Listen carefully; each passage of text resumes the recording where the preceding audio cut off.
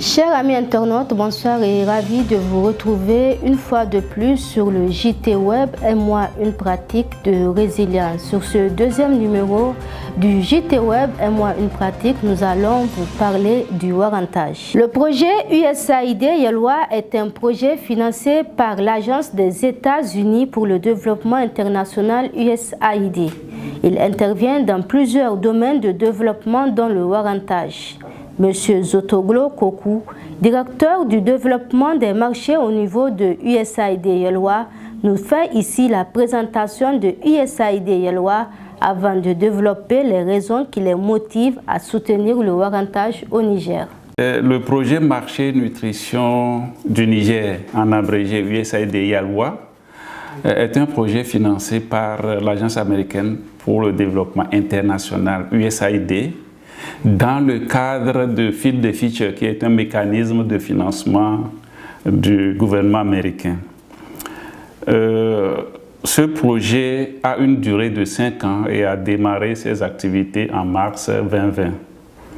Le projet est mis en œuvre par une ONG américaine appelée CNFA, Cultivons les nouvelles frontières en agriculture, et en consortium avec Hélène Keller International et l'ONG nationale Kakara et une association nigérienne appelée AREN. Donc le projet intervient dans 3 régions, les régions de Tillabéri, Maradié, Zinder. Il couvre 3 chaînes de valeur principalement, les volailles, les petits ruminants et les produits végétaux, mais essentiellement le niébé. Donc voilà présenté en ramassé le projet. Oui, le warrantage est effectivement un mécanisme que le projet soutient pour permettre aux producteurs d'accroître leurs revenus.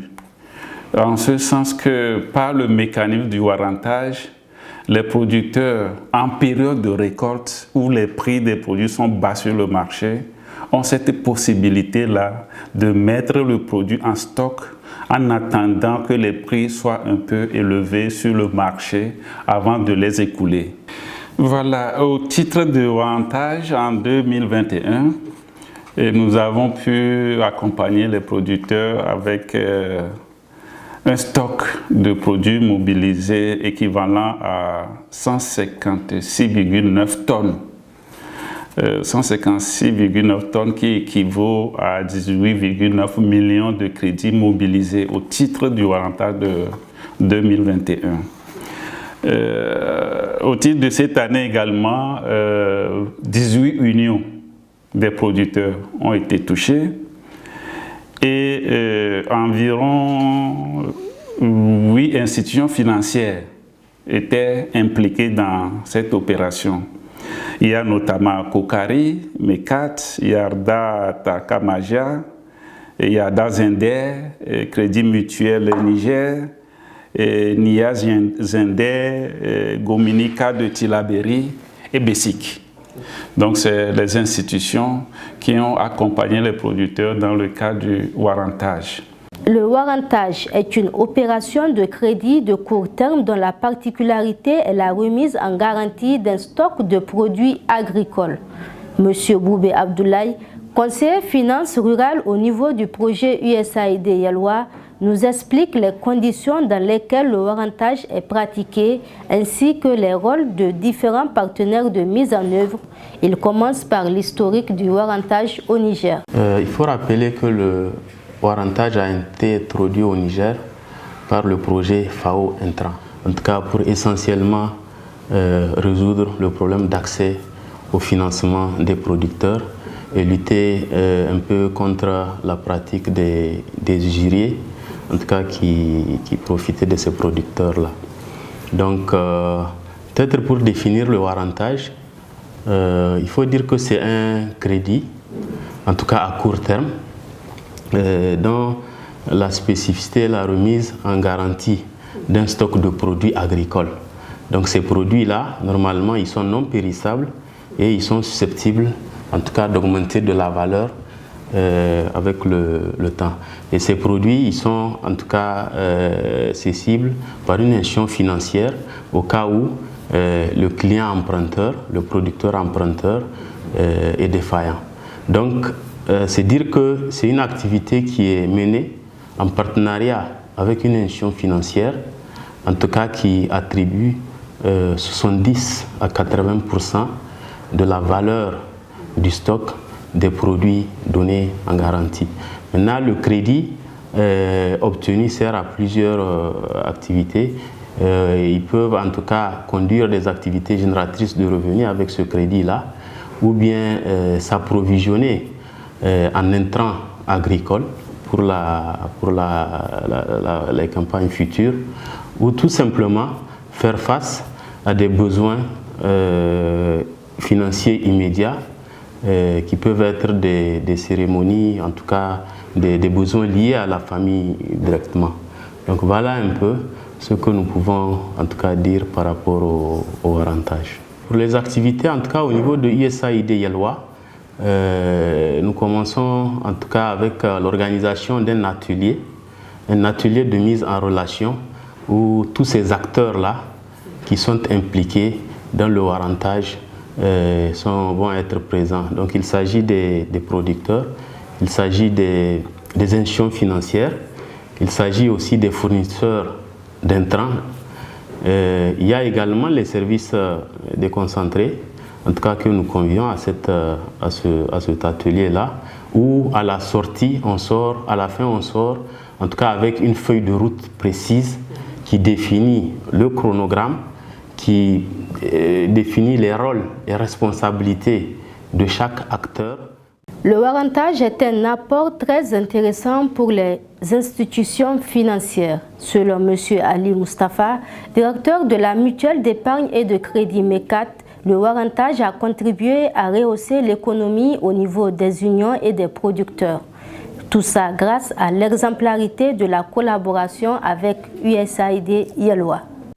En tout cas, on était en collaboration avec le président Yelwa depuis qu'il s'appelait Régis.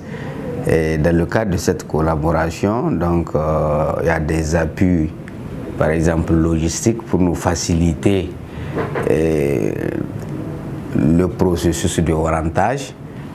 Il y a aussi les formations sur les différents thèmes qui nous paraissent intéressants. Donc, en tout cas, Yelwa a eu à effectuer des formations à l'endroit de nous et de nos agents pour nous montrer un peu, pour mener à bien, comment mener à bien ces processus de Warantage. Donc, vraiment, la collaboration, là, elle est bonne. Et tout ce qu'on va souhaiter est que cela continue et qu'il va au-delà de l'appui logistique et en formation, qu'il soit un jour un soutien financier dont on est en train toujours d'espérer.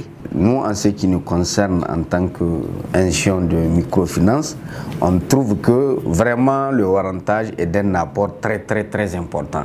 Parce que c'est un crédit qu'on met en place avec moins de risques. Parce qu'il y a un stock qui est là, qui est mis en garantie. Et c'est un système à double cadenas. Donc, nous, on ne peut pas accéder sans les propriétaires ne peuvent pas accéder sans nous. Donc, vraiment, il y a une sécurité qui est là. Et en plus de cette sécurité, donc de ce moindre risque, il y a aussi le gain. Avec le Warantage, on gagne plus. On gagne plus. Donc, vraiment, en résumé, le Warantage est d'un apport très intéressant pour les institutions de microfinance. Et je profite de cette occasion pour inviter, au-delà des institutions de microfinance, même les banques, vraiment à faire du Warantage. En tout cas, pour nous, en tant qu'institution de microfinance, on pense que le premier facteur de réussite, c'est de faire ce Warantage-là à temps. Faire le Warantage à temps, c'est très important. Juste au sortir de la campagne Donc au sortir des récoltes, il faut warranter. Ça, c'est le premier facteur de réussite. Le deuxième facteur, c'est la mobilisation au maximum des céréales à warranter. C'est-à-dire qu'il faut qu'au maximum, l'Union mobilise toutes les spéculations, toutes les céréales qu'elle pense warranter. Donc il faut faire un grand stock, comme on l'a dit. Ça, c'est un facteur aussi intéressant. Et bon, pour moi, le dernier facteur, c'est de se renseigner des fluctuations des prix sur les différents marchés locaux et même les marchés de l'extérieur. Donc il faut se renseigner sur les prix. Il faut voir la variation des différents prix sur les marchés locaux et même les marchés extérieurs du pays, quoi. Donc ça permet à l'Union, c'est-à-dire de savoir est-ce que c'est le moment, est-ce que le prix est favorable pour vendre. Si c'est oui, donc l'Union peut avertir l'institution de microfinance, on vient, on ouvre notre cadenas, ils ouvrent le leur et puis on accède au stock pour le vendre. Beaucoup de changements sont enregistrés par les unions et les producteurs qui en profitent mieux. Monsieur Boubé Abdoulaye revient sur les différentes étapes de mise en œuvre du warrantage ainsi que sur les impacts de cette pratique du warrantage sur le plan économique et social. Donc, après ces engagements-là, il y a en tout cas un processus qui est mis en œuvre qui permet d'avoir un mécanisme, en tout cas en 12 étapes, qui commence déjà par la consultation de l'OP pour déjà décider si elles vont faire le warrantage ou pas. Maintenant, après cela, il y a la discussion avec l'institution financière, il y a ensuite la mobilisation du stock par les différents membres qui appartiennent à l'Union. Maintenant, il y a la demande de crédit, le montage du crédit, maintenant la fermeture du magasin, ensuite il va y avoir le déblocage du crédit et puis le suivi, et à la fin on fait également une évaluation de cette campagne de warrantage là. Donc en substance, voilà un peu comment au niveau de USAID Yelwa nous menons l'activité warrantage. L'impact sur les populations, il est vraiment double. Il y a un impact économique dans le sens où avec le warrantage, en tout cas le producteur a un capital qui lui permet d'exercer une activité génératrice de revenus. Donc l'exercice de cette activité lui permet en tout cas d'avoir des bénéfices qui vont lui permettre de rembourser même le crédit. Donc à la fin il se retrouve avec son capital emprunté et aussi avec son stock qui entre-temps a augmenté encore de la valeur. Donc voilà du point de vue économique ce que nous pouvons dire comme avantage. Maintenant, du point de vue social, il faut dire que ça sécurise le producteur pour vraiment préparer la campagne agricole, parce qu'avec ça il peut acheter en tout cas les intrants, donc il peut mieux préparer la campagne. Ça lui permet aussi de satisfaire d'autres besoins, comme je l'ai dit, tels qu'envoyer un enfant à l'école, la scolarité, les soins de santé. Ça permet aussi de renforcer au niveau de l'Union les liens entre les membres, puisque avec le warrantage, ils peuvent faire des ventes groupées et également faire des commandes groupées d'intrants.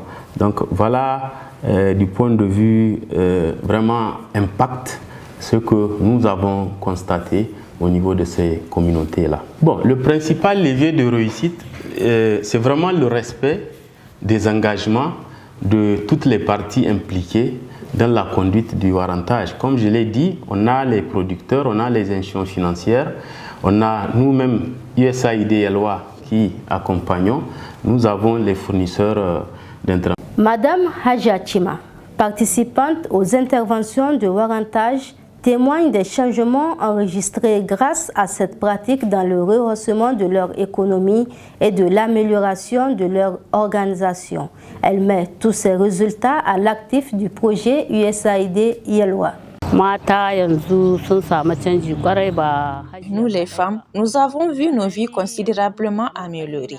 Avant d'entreprendre le warantage, je gaspillais inutilement mon mil en le vendant à des commerçants qui l'achetaient à vil prix et en période de soudure, nous retournons vers ces mêmes personnes pour les racheter très cher. Maintenant, mes produits agricoles ont augmenté et je gagne un bénéfice avec lequel j'achète d'autres produits pour déposer. Je possède des grandes vaches, des outils de récolte et beaucoup d'animaux domestiques. Avec le warantage, je mets 50 sacs de mil, 20 à 40 sacs d'arachide et de niébé. Dieu merci, le warantage a apporté de la lumière dans ma vie. Ensemble, nous remercions Yelwa et Malama Fatima Ibrahim pour l'aide qu'ils nous ont apportée. Le warantage nous a apporté beaucoup de bienfaits et je peux énumérer quelques-uns. On a appris à mieux gérer nos ressources, à investir et faire des profits et subvenir à nos préoccupations sociales. Aujourd'hui, la femme est dans une situation de résilience face à beaucoup de défis, car certaines d'entre elles se sont même spécialisées en matière de warantage, une connaissance qu'elles perpétuent avec d'autres. Grâce à Yelwa, les banques nous fournissent des prêts sans problème.